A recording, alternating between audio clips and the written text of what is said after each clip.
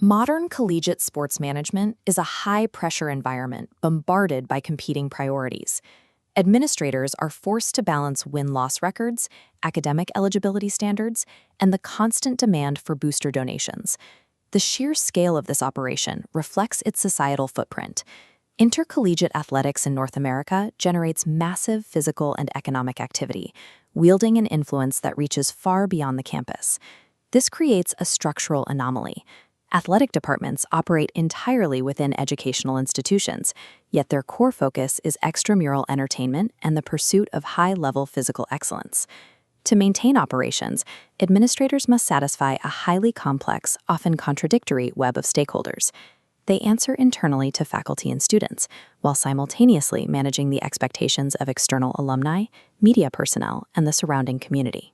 Because collegiate athletics functions as a public-facing economic engine embedded within an academic matrix, managing it requires an entirely different skill set than traditional corporate leadership. Despite the increasing popularity of sports management degrees, historical studies reveal a lack of specialized professional training among the people actually holding these athletic administration positions. To understand the nature of this managerial work, we have to look to organizational behavior.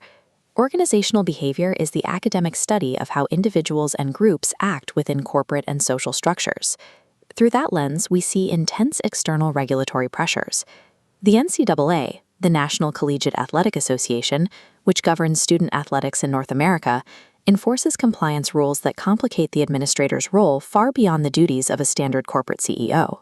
To understand how this system actually survives, we must discard standard corporate models and deconstruct the specific 19-node theoretical framework required to run intercollegiate athletics.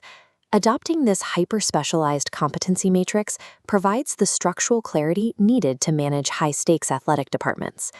This diagram shows Henry Mintzberg's classical organizational theory. Mintzberg categorized all managerial work into 10 roles, distributed across these 3 broad categories. The interpersonal circle dictates how a manager interacts with others, encompassing the roles of figurehead, leader, and liaison. The informational circle governs data flow, requiring the manager to act as a monitor, a disseminator of facts, and a public spokesperson. The decisional circle turns that information into action. Here, the manager is an entrepreneur, a disturbance handler, a resource allocator, and a negotiator.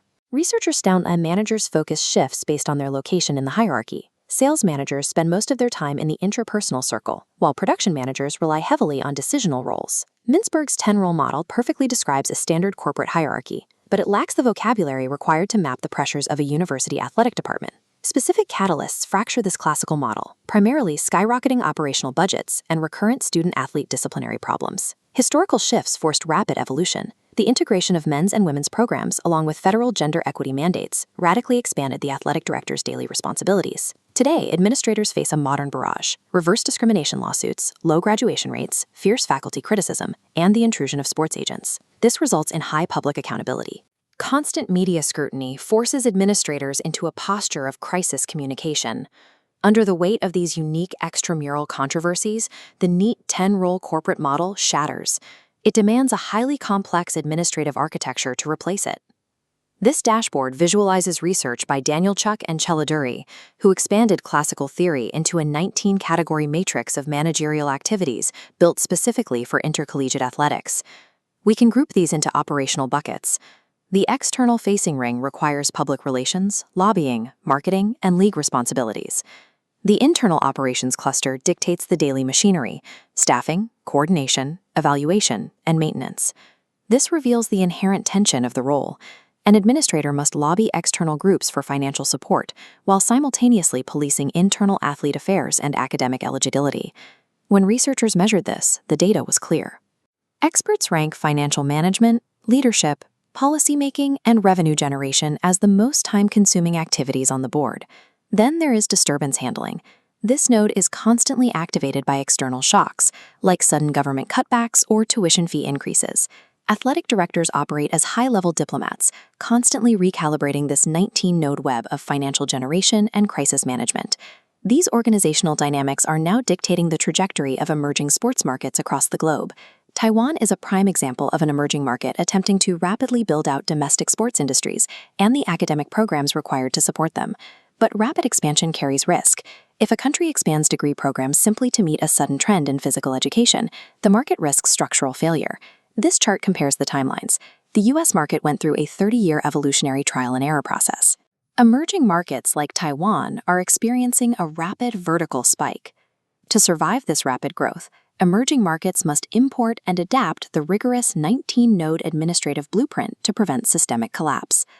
Success in sports administration is not intuitive. Raw enthusiasm for the game cannot replace an evidence-based administrative framework. For governments and university leadership, the mandate is clear. They must rely on rigorous academic literature and employ strictly trained professionals, the only reliable way to stabilize the environment and generate sustainable resources. Mastery of this administrative architecture provides the stability necessary to engineer a thriving global sports economy.